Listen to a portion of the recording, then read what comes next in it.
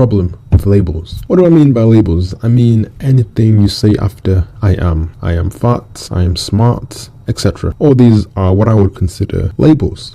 So what's the problem with labels? The problem is your ego forms an identity around what you label yourself as. Whether that's good or that's bad, that's irrelevant. You can label yourself as fat or as ugly or as depressed, as smart, as anything. The ego then uses this label as a clutch, usually for self-esteem, whether that's high or that's low. You can label yourself as anything you choose, of course, but sometimes you can unconsciously label yourself as well. If you're not too careful, what you repeatedly label yourself as will become your identity.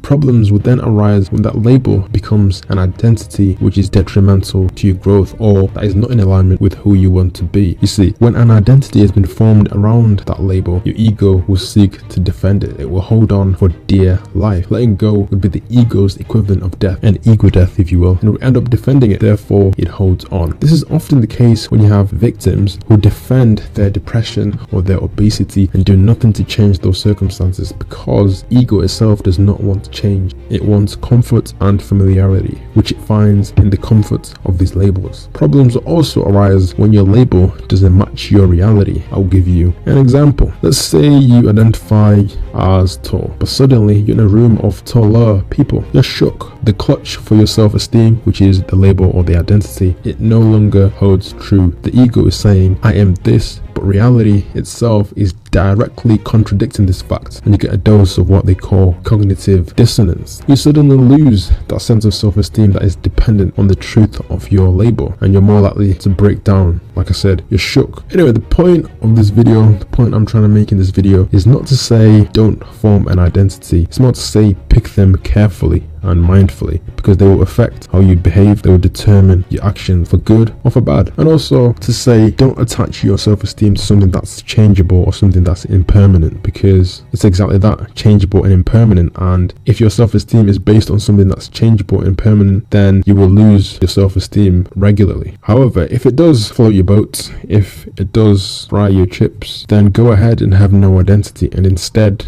you can just be. Thank you for watching. Peace.